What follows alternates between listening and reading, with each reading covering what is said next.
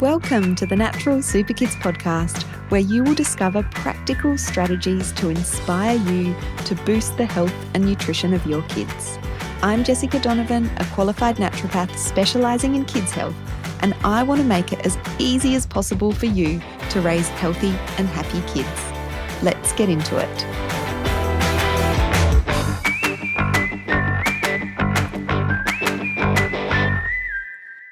Hello, everyone. Welcome back to the Natural Super Kids podcast. This episode really came about from a little moment of inspiration I had when I was cooking the other day.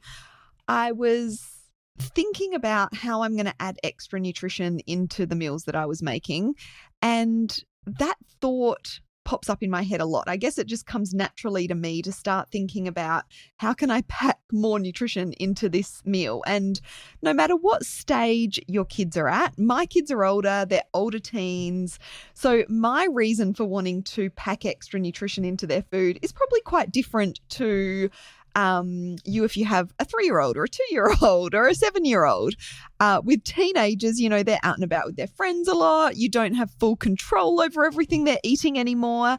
And so for me, I want to make the meals that they have at home really count, get in the most bang for my buck, if you like. And I get a real kick out of figuring out ways to get extra nutrition, extra fiber, extra fermented goodness into my family's diet. So I wanted to share a couple of the ways that I do that with you today. And the great news is that this does not include vegetables at all. So I think a lot of the time we get so focused on how can we include more vegetables into our kids' diets, we forget about some of the other ways that we can increase nutrition into our family's diet. And the truth is, the things that I'm going to talk about today actually have more of a nutritional impact than another piece of vegetable would. Yes, veggies are important, particularly for the fiber and all of the, the goodness that they bring. But there are other ways that we can get extra nourishment into our family's diet, into our kids' diet, and into our diet as well. So the first thing I want to talk about is adding butter. Now, this might come to a bit of as a surprise to some of you, especially if you grew up like I did in the 80s, where saturated fats were demonized, and we probably saw our parents, our mums particularly, on low-fat diets, avoiding things like butter.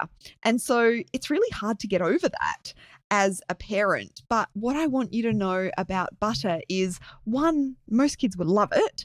And two, it is full of some really good nutrients that a lot of kids are lacking. So butter is full of those fat-soluble vitamins, vitamin A, vitamin D, vitamin K. As I said, kids love it, and we can, add butter to veggies to make the veggies taste better, or we can simply spread butter on some good quality bread, or add it to pasta or rice, or things like that. Of course, add to baking as well. And it does contain a lot of nutrition, and it's not the sort of thing you probably think about when you are thinking about how can I get, more nutrients into my kids. Butter is great for brain support. It's rich in healthy fats, and kids' brains and our brains are literally built from fat. So developing brains need a steady supply of good quality fats for memory, for focus, for mood, for nervous system development, and butter contains lots of these fats. It also contains cholesterol, and again, this might be a bit of a trigger if, again, you grew up in, the earlier decades where, and even now really, cholesterol is demonized. It's unfairly been demonized, really. Yes, there are definitely, things we want to think about when it comes to cholesterol, but cholesterol is essential. We don't hear the positive side of cholesterol. It's essential for brain development, hormone production, vitamin D production, and kids actually need more cholesterol than adults because they're growing, because they're developing. As I said, butter is a really good source of vitamin A.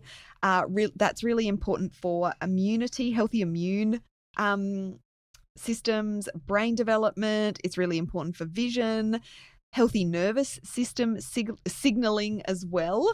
So when you're spreading butter on some good quality sourdough bread, or you're melting it over pasta because that's all your fussy eater will eat, you're not just adding flavor, you are adding, some good nutrition.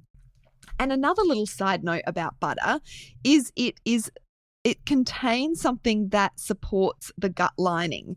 So it is a source of butyrate, and butyrate helps to fuel the cells that line the gut. It's anti-inflammatory, that's butyrate. It's protective for the intestinal barrier. And so butyrate is important for gut health. And although plant-based fiber foods are going to be a much better way to get, the butyrate levels increased in your child, butter is a source. So, if you've got one of those veggie hating children that does like butter, you can rest assured that they are getting some gut benefits from that butter as well. There's a couple more things I want to say about butter before we move on. That butter can help your kids absorb nutrients from other food they're eating. So, for example, if you're putting butter onto veggies, you're going to get better absorption of some of the phytochemicals within those veggies. If you're adding butter to eggs, you're going to get better absorption of the fat-soluble nutrients in the eggs. If you're adding butter to carb-heavy meals, you're going to get a steadier blood sugar rise than if those heavy carb meals were eaten without butter. So even if a child eats only a narrow range of foods, adding butter can make those foods more nourishing.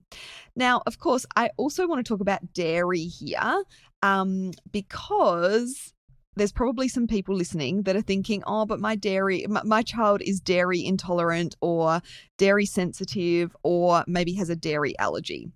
But I want you to know that butter is very different to other dairy products like milk and cheese and yogurt and ice cream. And a lot of kids that don't tolerate dairy very well will tolerate butter. And that's because butter is mostly fat.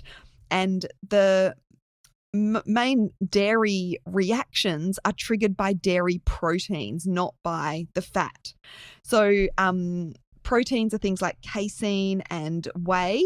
And casein particularly, or, certain types of casein are really the main culprits when it comes to things like, dairy intolerances or sensitivities leading to eczema flares and reflux and, other gut issues. But butter is made almost entirely from the fat portion of milk. And so it doesn't have that same effect on someone who might be sensitive to dairy or intolerant to dairy. Butter is also very low in lactose. So lactose is the sugar part of dairy that a lot of people can react to if they're lactose intolerant.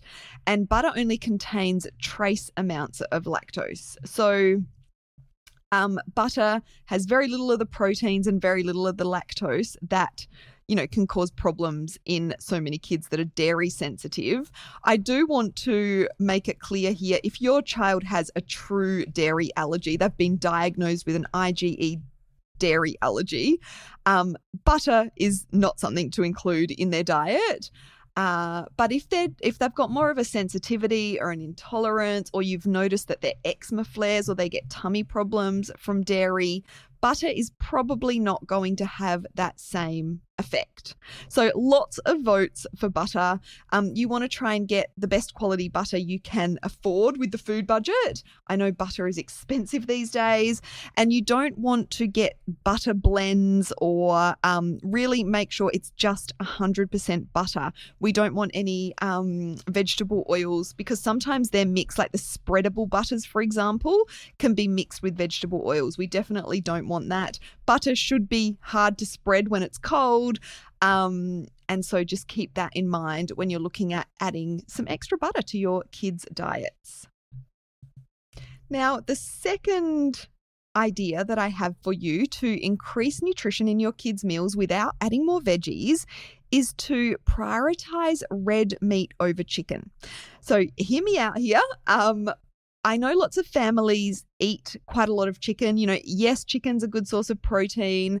It's very versatile. It's cost effective depending on, what cuts you're getting and that sort of thing. And I'm not against chicken. Chicken isn't bad, but when we're comparing beef or lamb or kangaroo, some of those red meats with chicken nutritionally, we're getting a lot more iron. We're getting a lot more zinc. We're getting a lot more B12s. We're getting a lot more amino acids in red meat over chicken. Now, we don't want to just eat red meat all the time, but because we're getting more nutrients in each piece of red meat that we're having compared to chicken, we need less of it. So my advice here is to, again, I think a lot of people avoid red meat because of past nutritional advice, which really is not relevant, based on new research and that sort of thing. So unless you're vegetarian or vegan, there's all sorts of reasons that you might, choose that lifestyle or that way of eating, and that's fine. But if you are eating animal protein, think about how can I switch some of the chicken meals that we're having for more red meat.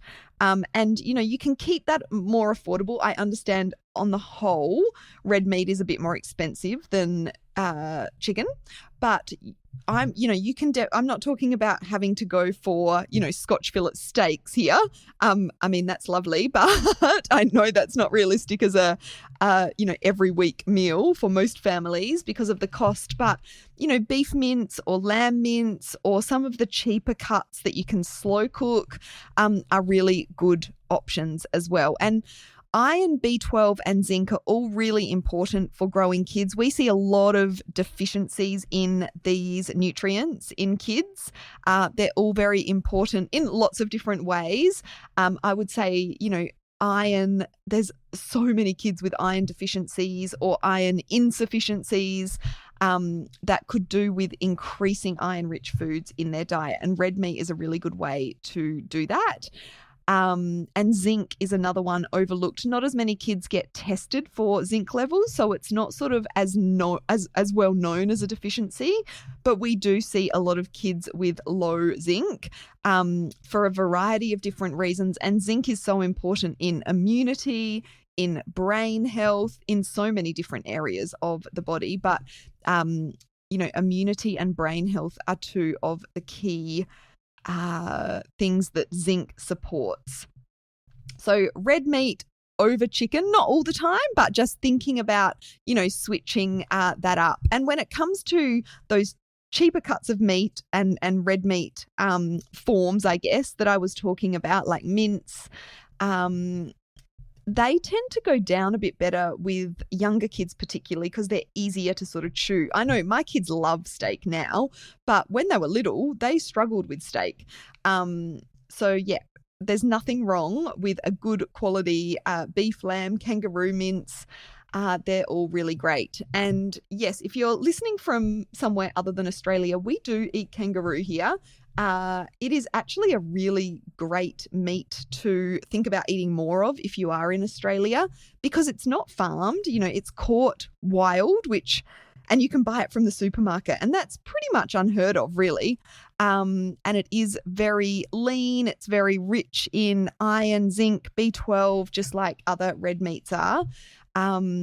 It's a really nice one. We had a kangaroo stir fry the other night, and again, we had 2 kangaroo fillets between the 4 of us, lots of veggies. I think we had noodles, some soba noodles, and it was delicious. So it wasn't a really, a big portion of meat each. And that's kind of what I was getting at before. We don't need huge amounts of meat in every one of our meals. But if we're, prioritizing that red meat, we're going to get much bigger bang for our buck. I know I've said that a couple of times already, nutritionally, compared to chicken. And then my third tip to increase nutrition in your kids' meals without adding more veggies is to use more herbs and spices. Herbs and spices are such a good way to get extra nutrition into our kids. We don't need a lot of them, and they contain a really good variety of different sort of plant nutrients and polyphenols, which support the microbiome. They're a good source of fuel for the good bacteria within the gut. So different fresh herbs and dried herbs and dried spices are great. And the other benefit for using herbs and spices, particularly if we introduce them early, is it helps to expand our kids' palate. So, if kids are used to different flavors in their meals, that's always going to be a good thing in terms of fussy eating and picky eating. Now, if your child is already fussy or picky and they're not used to a lot of herbs and spices, you don't have to go overboard, just a small pinch, and keep it to herbs and spices that don't have too strong of a taste to start with. Things like paprika are great, dried oregano my kids love, and things like turmeric have so many health benefits, but they don't have a really strong taste. I think some parents avoid herbs and spices because they don't think their kids will like them, but playing around with different variations of herbs and spices can be great. Just be careful of the pre-made spice mixes, because a lot of those will contain additives or, fillers. So try and make your own blends with individual spices and buy herbs and spices as good quality as you can, and from places that have a fairly high turnover, because you don't want them to have been sitting on the shelves for months or years before you're bringing them home to your kitchen. And having herbs growing in the garden can be a really great way, especially with little kids, to, get them excited about gardening and watering, and then tasting the different things that they've planted and they've grown themselves, and how can we sprinkle this on our dinner tonight. So it can be a really good way to get your kids involved in food, whether it's the planting or the watering and cooking and tasting different flavors. Is always going to be a good thing for, like I said, expanding that palate and getting kids used to different tastes. So really what this is about is helping people understand that you can add a lot of extra nutrition to your family's meals without adding veggies. And I hope that's given you some good practical ideas. I would love to hear from you or even see what you are cooking. So if you're on Instagram, I'd love for you to share something you're cooking that has taken on board one of these tips and tag us. We will definitely, repost any posts like that mention us and tell us that you're making changes based on this podcast episode. I'd love to hear from you as well. Do you want more episodes like this, or do you prefer to stick to, our usual kind of types of episode where we're deep diving into kids' health challenges and what we can do naturopathically for those? I really like the mix of adding some of these more practical episodes in. So I'd love to hear what you think. Thanks so much for listening.